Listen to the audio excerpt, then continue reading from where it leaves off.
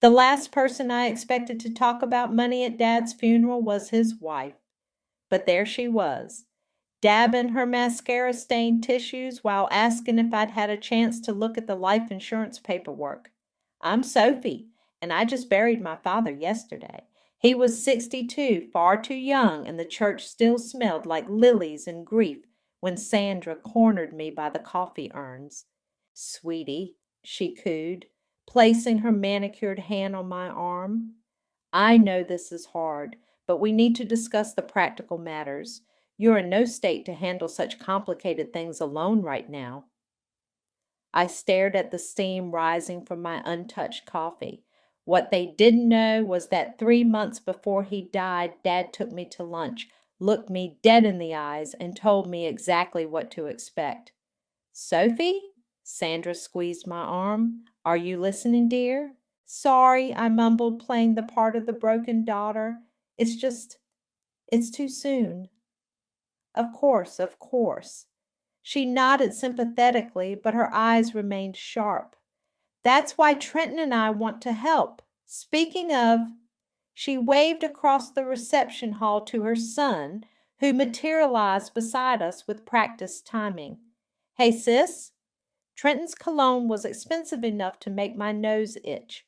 How are you holding up? Before I could answer, Sandra jumped in.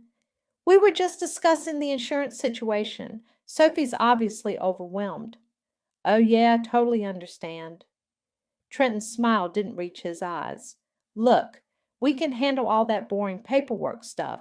You just focus on healing, okay? An elderly couple approached us then, saving me from responding. Sophie, dear. Mrs. Harrison from Dad's office wrapped me in a vanilla-scented hug. Your father was so proud of you. Just yesterday he was showing me pictures of your new project at work. Yesterday? Sandra's voice carried a hint of steel. Kenneth was in the hospital yesterday. Oh, no, dear. This was last week at the office. He came in to finish some paperwork. Mrs. Harrison patted my hand. He was so excited about your promotion. I watched Sandra's face tighten.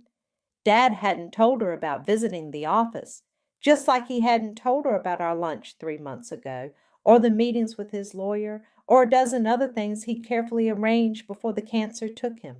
Sophie, Trenton cut in smoothly, maybe we could grab coffee tomorrow, talk about everything properly? Everything meaning the insurance? I kept my voice soft, vulnerable.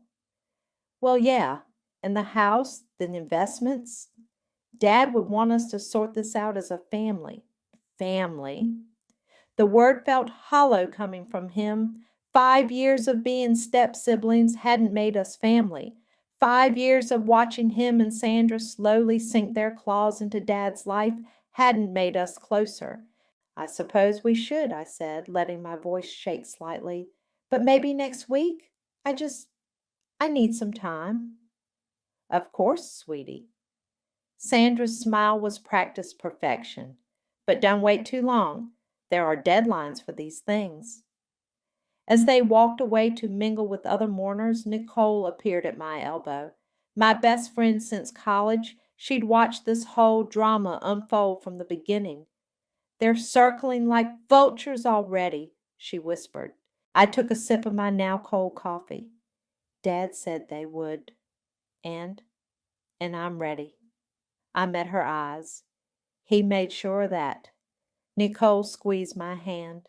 Good, because Sandra's been telling everyone you're not handling things well and need family support during this difficult time. I almost smiled. Almost. Did she mention the part where she tried to access Dad's accounts the day he died, before his body was even cold? What? Nicole's eyes widened. The bank called me. They were following Dad's instructions. I set down my coffee cup, just like I'm going to do. Across the room, Sandra was holding court with Dad's sisters, dabbing at dry eyes while Trenton nodded solemnly beside her. They thought they had it all figured out. The grieving daughter, too emotional to think straight.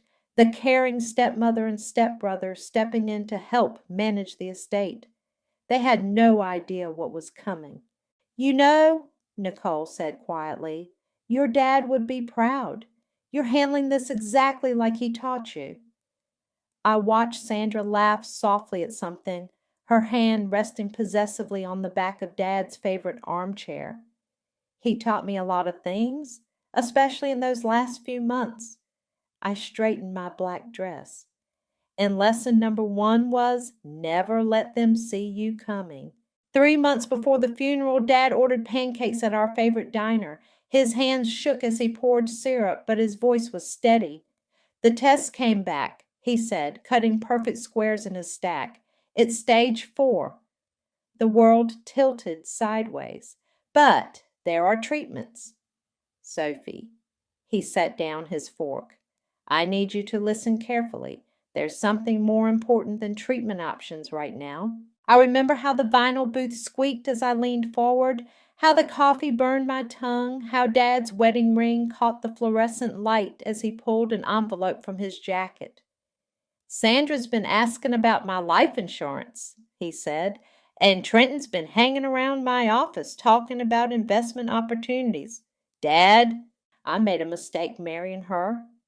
His words came out clipped, precise.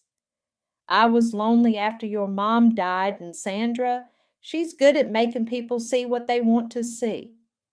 He slid the envelope across the table. Inside were documents, bank statements, and a business card for Bradley Zimmerman, attorney at law. I've changed everything, Dad continued. The insurance, the house, the investments. It's all going into a trust for you. The memory blurs into the present as Sandra's voice cuts through my thoughts. We're sitting in her cream-colored living room, Dad's living room, and she's pushing papers across the coffee table. It's just a simple transfer of executorship, she explains, tapping a dotted line with her French-tipped nail, to help you manage during this difficult time. Trenton lounges in Dad's leather recliner, scrolling through his phone. It's basically just saying we'll handle the boring stuff while you grieve. No big deal. I pick up the papers, pretending to read them carefully. The document is exactly what Dad warned me about, a complete transfer of control over his estate. I don't know. I bite my lip, playing up my uncertainty. Maybe I should have a lawyer look at these. Sandra's smile tightens. Oh, sweetie, there's no need for that. We're family. Yeah, sis. Trenton finally looks up from his phone.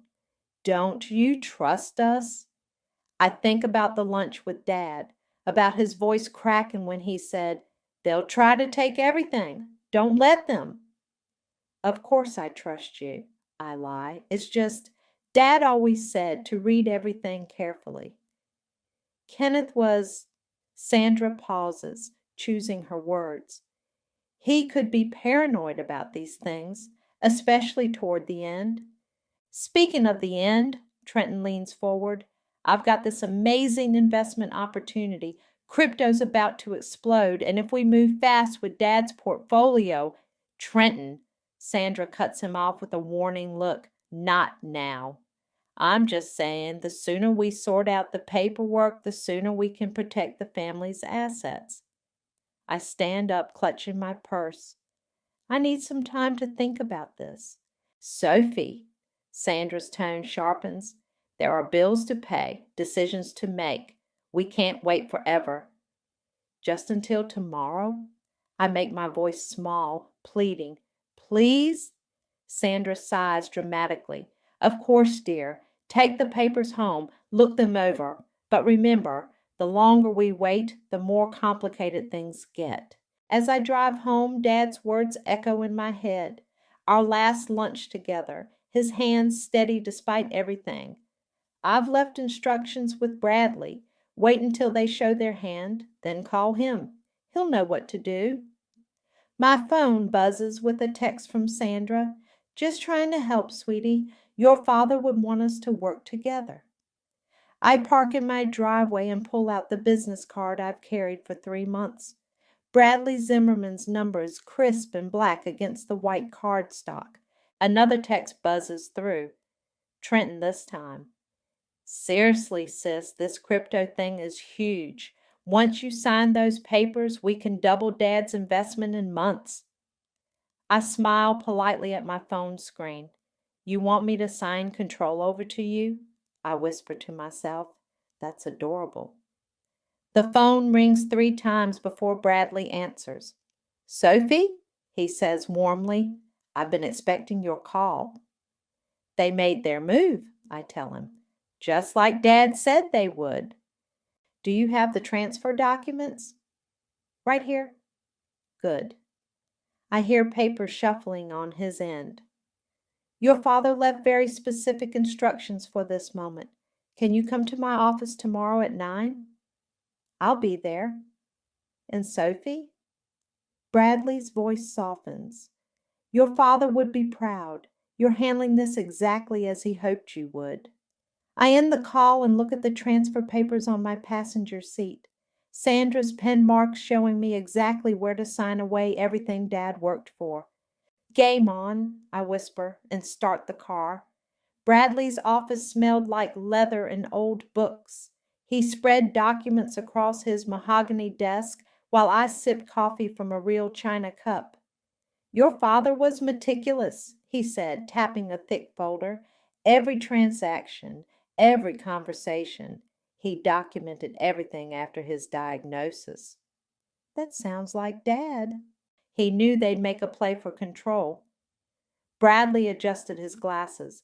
The trust is ironclad, but how we handle this will define your family relationships going forward. What family? The china clinked as I set down my cup. They're vultures in designer clothes. My phone buzzed. Another text from Trenton. Hey sis, need to talk ASAP. Got huge news about that investment opportunity. Bradley glanced at the message. Has he mentioned his crypto venture to you? Multiple times. Why? Because your father kept a separate file on Trenton's business activities. He pulled out another folder, including some interesting expense claims against your father's company. The documents inside made my blood run cold. Forged signatures, inflated expenses, fake business meetings, all charged to Dad's corporate account. He was stealing, I whispered. Your father discovered it 2 months before his diagnosis. He kept the evidence but didn't confront Trenton. He wanted you to have all the cards when the time came. My phone buzzed again. Nicole this time. You need to see this. Can you meet for lunch? An hour later, I sat across from my best friend at our usual cafe. She slid her tablet across the table, showing me a business news article. Trenton's last startup, she said. Complete scam. Investors lost everything. I scanned the article. Words jumped out. Fraudulent claims, misappropriated funds, pending investigations. There's more. Nicole leaned forward. I was talking to Lucy, Trenton's on again, off again girlfriend. She said he's desperate for cash. Something about crypto investors threatening legal action. So that's why he's pushing so hard for control of Dad's estate. He needs a bailout. Nicole stirred her latte. And Sandra's enabling him because her lifestyle depends on it. Did you know she maxed out 3 credit cards last month? I pulled out my phone and snapped pictures of the article, sending them to Bradley. His response was immediate. Add it to the file. Meeting tomorrow at 2. Back at Dad's house, I still couldn't think of it as Sandra's. I made my way to his study. Everything was exactly as he'd left it, down to the half-empty coffee mug on his desk. As I ran my fingers along the familiar leather blotter, something caught my eye.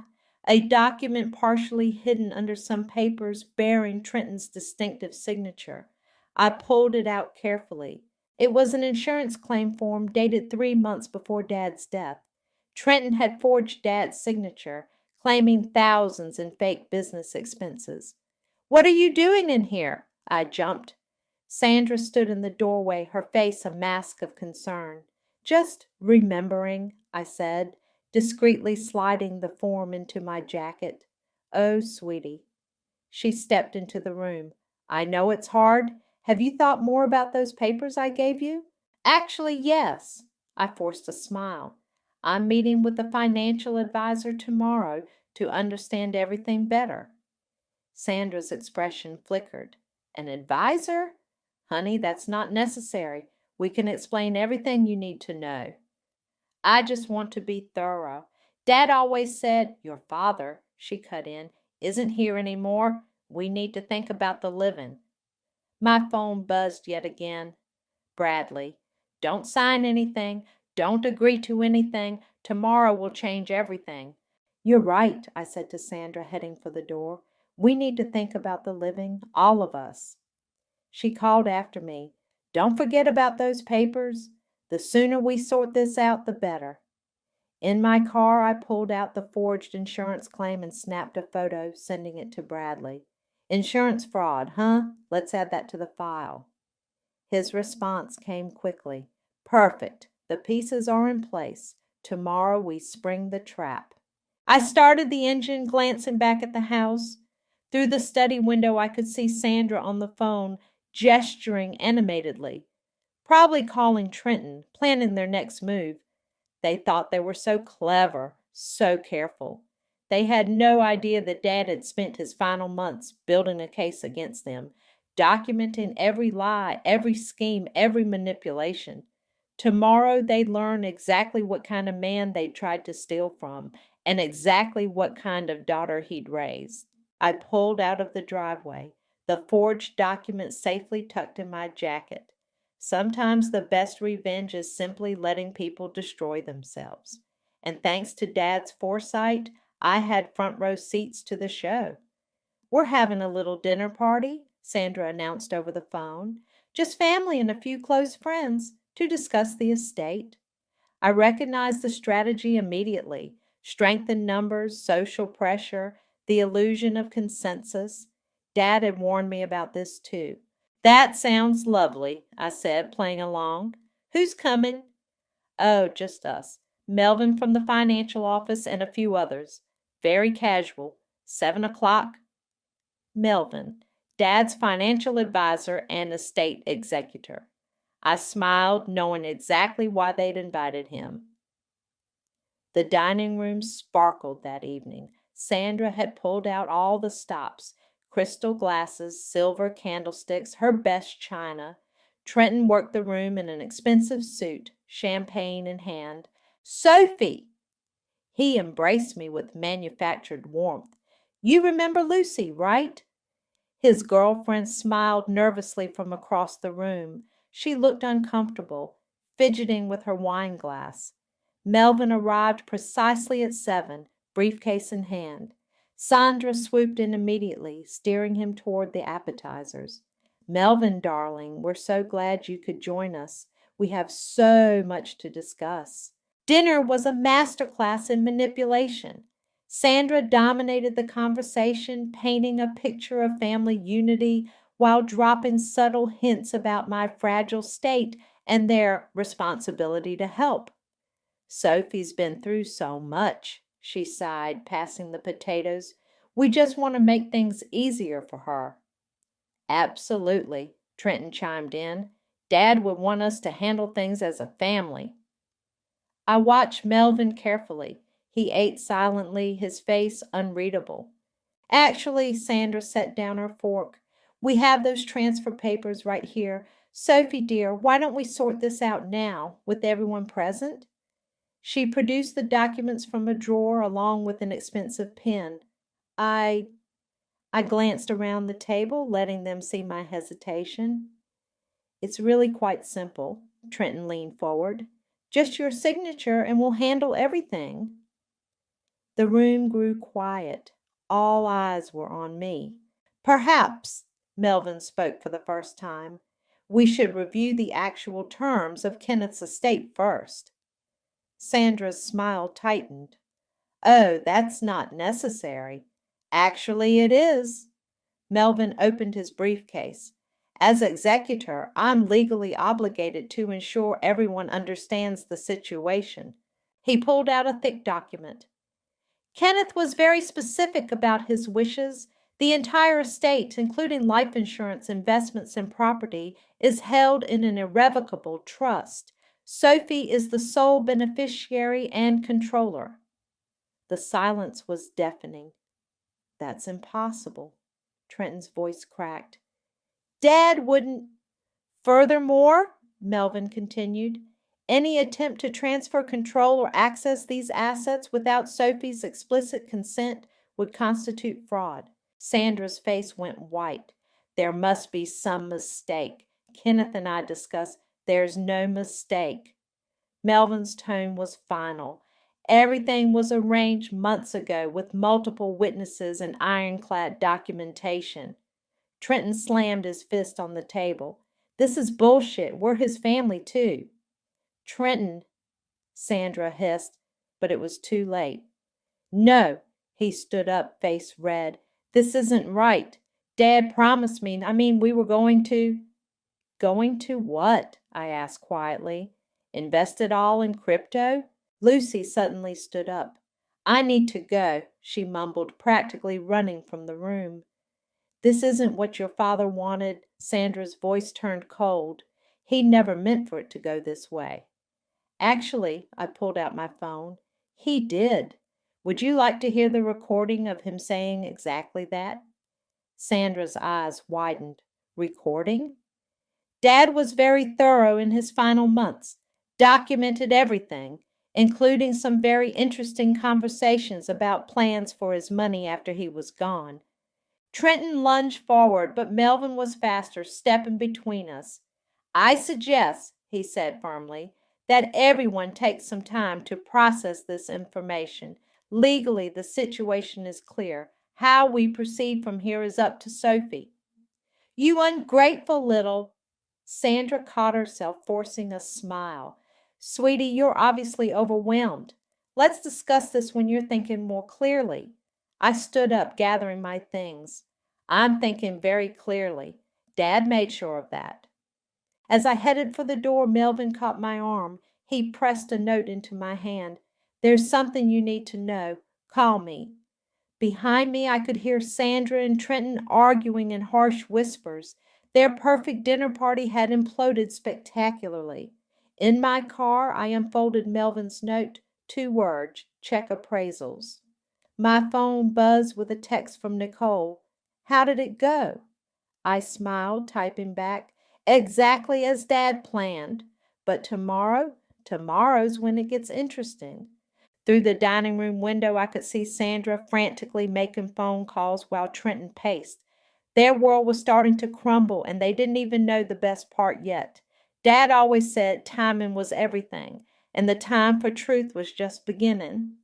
Melvin's office was a maze of filing cabinets and computer screens. He pulled up documents while I sipped coffee from a paper cup. "Look at these," he said, pointing to 2 appraisal reports. "The first one was filed 3 months ago, when your father was still alive. The second was submitted last week." The difference was staggering. The house value had mysteriously dropped by almost 40%. "Sandra's trying to undervalue the estate," Melvin explained. "She also filed backdated caregiver expense claims totaling nearly 6 figures. "Caregiver expenses?" I nearly choked on my coffee. "She barely spent 10 minutes a day with him." "Your father anticipated this." Melvin opened a drawer and pulled out a leather-bound book. He kept detailed logs of his care, including who was actually there. The hospice staff signed off on every entry.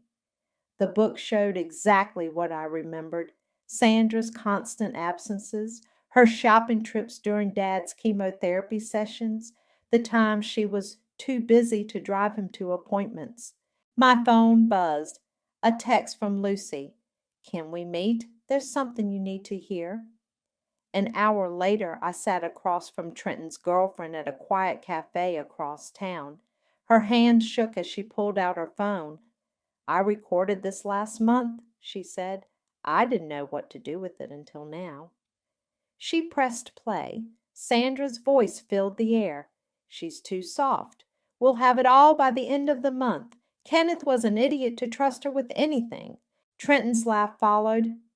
Dad always had a blind spot when it came to Sophie, but once we get control of the trust, just stick to the plan, Sandra cut in. Play nice, act concerned, she'll crack eventually. Lucy stopped the recording. There's more. They've been planning this for months, even before your dad got sick. Trenton, he forged documents, tried to access accounts. Why are you showing me this? Because I'm done. Lucy's voice cracked. Trenton's not who I thought he was. Last night after the dinner party, he was talking about ways to threaten you, to force you to sign over control. My phone buzzed again. Bradley this time. Meeting in 20 minutes, bringing the final paperwork. Lucy, I said carefully, would you be willing to make a statement, officially? She nodded, wiping her eyes. I have more recordings, text messages too. At Bradley's office, everything moved quickly. He listened to Lucy's recording, reviewed her evidence, and added it all to his growing file. This is perfect, he said, making notes. Combined with your father's documentation and Melvin's findings, we have everything we need. For what? To end this. He looked up. Your father left very specific instructions about what to do if they tried anything like this. Are you ready to follow through? Absolutely. It won't be pretty, he warned. Once we move, there's no going back. Your relationship with them will be destroyed. I thought about Sandra's fake sympathy, Trenton's manipulative smiles, the way they'd circled Dad like vultures even before he died. What relationship? I asked. They destroyed that themselves. My phone lit up with texts from both of them. Sandra, sweetie, let's talk about yesterday. You're making this harder than it needs to be. Trenton, sis, don't do anything stupid. Think about the family. Bradley read the messages over my shoulder.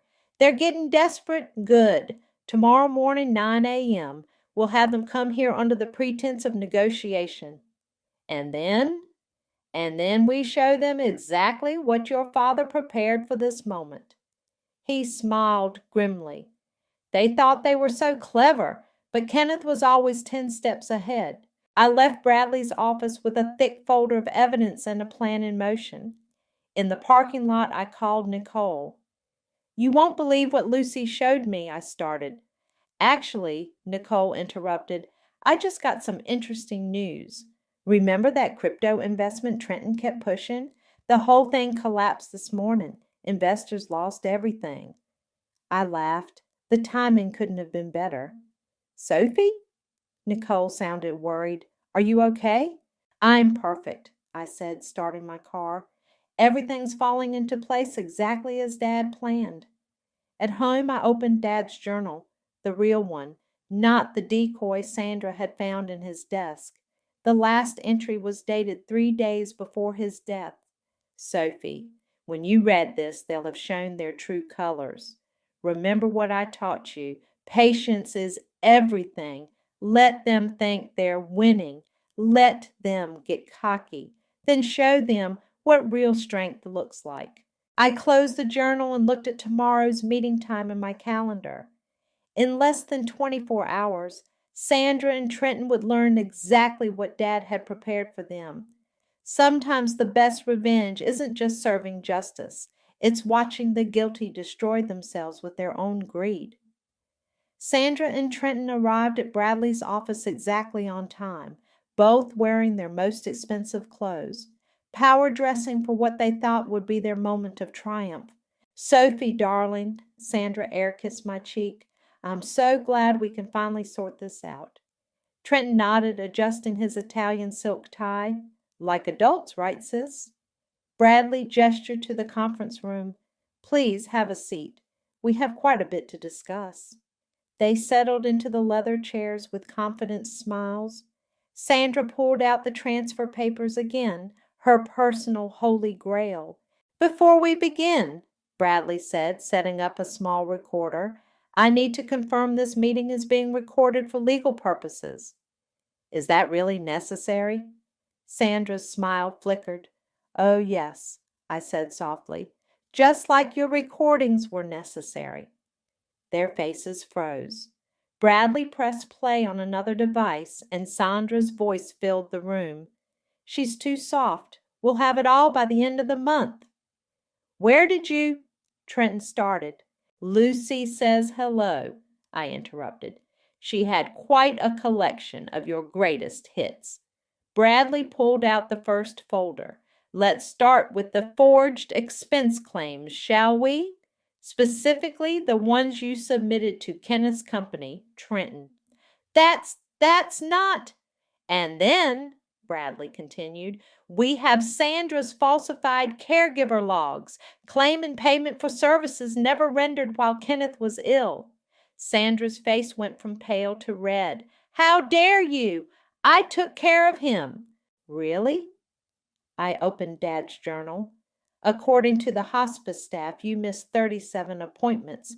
You were shopping at Nordstrom during his first chemotherapy session. You're twisting things, she sputtered. No, you did that all by yourself. I nodded to Bradley, who produced another document. Dad kept records of everything, every conversation, every lie, every manipulation. Trenton leaned forward, his confidence cracking. Listen, whatever you think you have, we have everything. Bradley's voice was steel, including evidence of your attempted insurance fraud, your failed crypto scheme, and your plans to coerce Sophie into signing over her inheritance. This is ridiculous. Sandra stood up. Kenneth would never. Actually, I cut in, this is exactly what Dad planned. He knew what you were long before he died. Every move you've made, he predicted it, prepared for it. Bradley opened the final folder. Kenneth left very specific instructions. Sandra and Trenton are entitled only to what they can prove they legitimately contributed to the estate. Which is exactly $0, I added. The silence was devastating.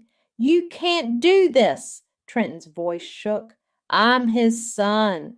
Stepson, Bradley corrected, with no legal claim to the estate. Sandra's mask finally cracked. You ungrateful little bitch. After everything we did. Everything you did? I stood up slowly. You mean lying to him, stealing from him, planning to rob his daughter while his body was still warm? We were family, she screamed. No, I said quietly. You were parasites, and Dad cut you out like the cancer you are. Trenton lunged across the table, reaching for my throat. Bradley's security team, waiting just outside, burst in and restrained him. That's assault, Bradley noted calmly. Would you like to press charges, Sophie? Sandra grabbed her purse, her perfectly manicured hands shaking. This isn't over. You have no idea what you're doing. Actually, I do. Dad made sure of that. I smiled. You have 24 hours to remove your belongings from his house. Anything left behind will be donated. You can't throw me out. I'm his wife. Widow, Bradley corrected. With no claim to the property. It's all in the trust. As security escorted them out, Trenton turned back. You'll regret this. Blood or not, you'll regret this. The door closed behind them, muffling Sandra's hysterical threats. Well, Bradley gathered the documents. That went exactly as your father predicted. I sank into a chair, adrenaline finally fading. He really did think of everything. Kenneth was a brilliant man. Bradley handed me a final envelope. This is for you. He asked me to give it to you after this meeting. Inside was a letter in Dad's handwriting. Sophie, if you're reading this, they showed their true colors, just as I knew they would. I'm sorry for bringing them into our lives, but I'm proud of how you handled it. Remember, this wasn't about revenge. It was about justice, about protecting what I built for you. Love, Dad. Through the window, I watched Sandra and Trenton arguing in the parking lot. Their perfect world was crumbling, and they had no one to blame but themselves. What now? I asked Bradley. Now? He smiled. Now we watch them face the consequences of their actions. Your father's final lesson in karma. The fallout was swift and merciless. Within a week, Sandra's country club membership was revoked. She couldn't afford the dues. Trenton's crypto investors filed a class action lawsuit, forcing him to declare bankruptcy. I watched it all unfold from a distance like a slow-motion car crash. Did you see this? Nicole pushed her phone across my kitchen counter. The local business journal's headline read, Tech Entrepreneur Faces Federal Investigation Over Investment Scheme. Karma's not just a concept, I said, pouring more coffee. It's a promise. Sophie. Nicole hesitated. Are you okay? You seem different lately. Different how? Colder, more calculated. She fidgeted with her cup. Some people are saying you orchestrated their downfall. They orchestrated their own downfall. I just refuse to be their victim. My phone buzzed. A text from Lucy. Trenton's telling everyone you stole his inheritance. He's getting scary. Be careful. As if on cue, my doorbell rang. Through the peephole, I saw Sandra, looking decidedly less polished than usual. You need to see this, I told Nicole, opening the door. Sandra burst in, clutching her designer bag, probably one of her last. We need to talk. No, we don't. I left the door open. Get out, please, her voice cracked. They're repossessing my car. Trenton's facing criminal charges. We have nowhere to go. Nicole watched silently from the kitchen. That sounds like a you problem, I said. Your father wouldn't want this. Sandra's mascara was running. He loved us. No, he saw through you, both of you, every scheme, every lie. He documented it all. We can work something out, she pleaded. A monthly allowance, maybe, for appearances' sake? I laughed. Appearances? Is that what you're worried about? Not the fact that you tried to steal everything my father worked for? You don't understand what it's like to lose everything. Actually, I do. I lost my father. The only difference is I didn't try to profit from his death. The doorbell rang again. This time it was Trenton, looking disheveled and desperate.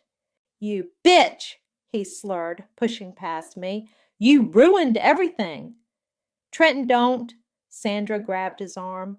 No, let him talk, I said calmly, pressing record on my phone.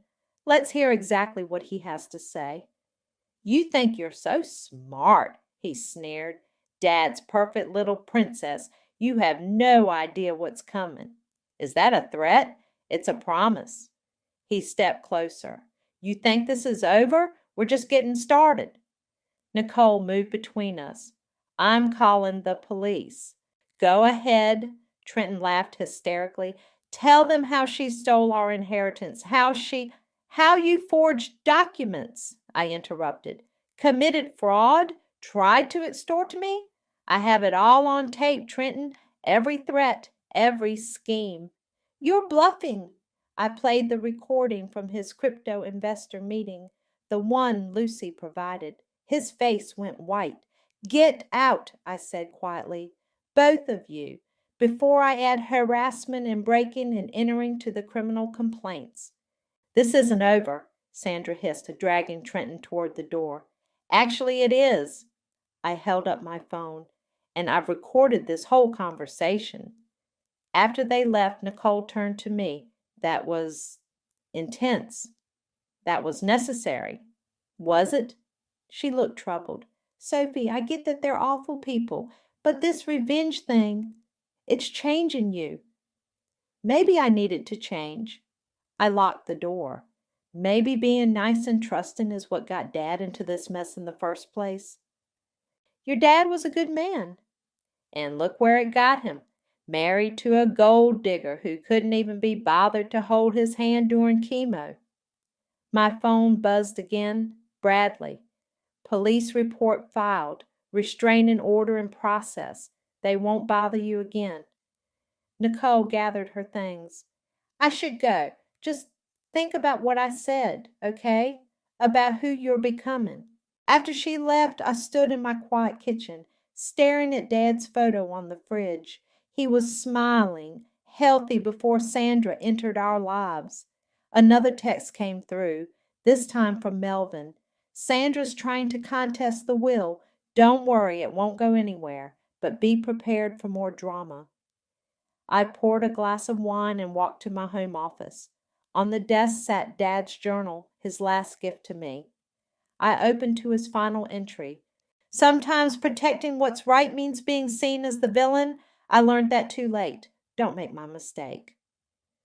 Outside, I could hear Sandra's voice carrying from the street, still arguing with Trenton.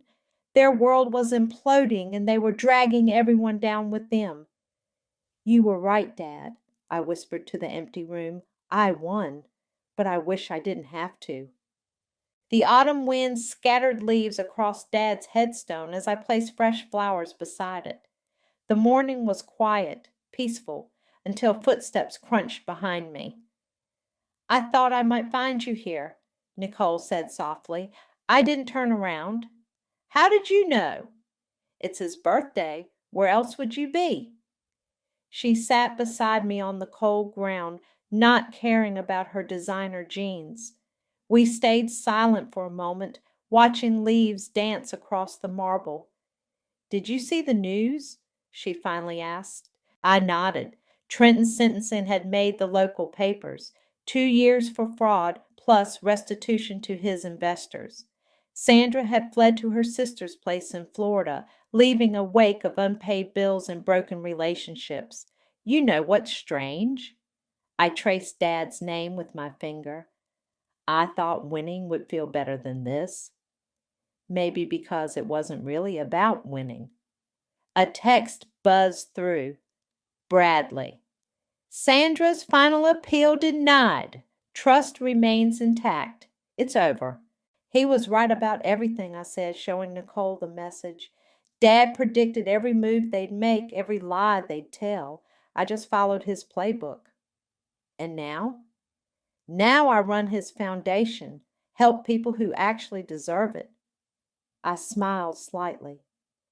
Last week we funded scholarships for 3 kids who lost parents to cancer. Dad would have loved that. Nicole squeezed my hand. He'd be proud of you, not just for protecting his legacy, but for what you're doing with it. Sometimes I wonder if I went too far, if there was another way. They made their choices, Nicole said firmly. You just refused to be their victim. Another text came through, Lucy this time. Thank you for the job at the foundation. It means everything. See? Nicole nodded at my phone. Good things can come from bad situations. The wind picked up, carrying the scent of autumn leaves and change. In the distance, I saw Melvin walking toward us, carrying a familiar leather-bound book. I found this in your father's old files, he said, handing it to me. It's different from his other journals. The pages were filled with photos, me as a baby, graduating college, working at my first job. Between them were letters he'd written but never sent, describing his pride, his hopes, his fears. Read the last page, Melvin said quietly. Dad's handwriting was shaky but clear. Sophie, by now you've faced them down, protected what matters. But remember, the best revenge isn't in destroying others. It's in living well, in being better than those who tried to hurt you. That's your real inheritance, not the money, but the strength to stand up for what's right. Love always, Dad. He knew, I whispered. He knew I'd struggle with the aftermath. Of course he did, Nicole said. He was your father. Melvin cleared his throat. The foundation board meets tomorrow. We're reviewing new grant applications, including the cancer research funding. He nodded. Your father would have approved. Standing up, I brushed leaves from my clothes. The morning sun broke through the clouds, warming the cold marble of Dad's headstone. I've been thinking, I said, about starting a support program for families dealing with terminal illness to help them prepare legally and emotionally. That's Perfect, Nicole smiled, turning pain into purpose. My phone buzzed one last time. An email from Bradley. Sandra's sister called. She's asking for help with medical bills. What do you want me to do? I stared at the message, feeling the weight of Dad's journal in my hands. The easy answer would be to ignore it, to let Sandra face the consequences of her actions alone. But Dad's words echoed in my mind. The best revenge is living well. Tell her to apply through the foundation, I typed back, like everyone else. No special treatment, but no automatic rejection either. That's generous, Melvin observed. No, I said, looking at Dad's name etched in stone. That's what he would have done, being better than those who hurt you, remember? Nicole linked her arm through mine as we walked back to our cars. So what now? Now? I smiled, feeling lighter than I had in months. Now we help people. We build something good. We honor his name by being better, not bitter. The autumn wind picked up again, scattering more leaves across the cemetery. Behind us, Dad's headstone caught the morning light, casting a long shadow that pointed forward, toward tomorrow, toward possibility, toward hope. I honored his name by ruining theirs, but that was just the beginning. The real tribute would be in what I built from here. Something lasting, something meaningful, something that would make him proud. Not just his daughter who won, but his daughter who learned, grew, and chose to be better. That's the inheritance he really wanted me to claim.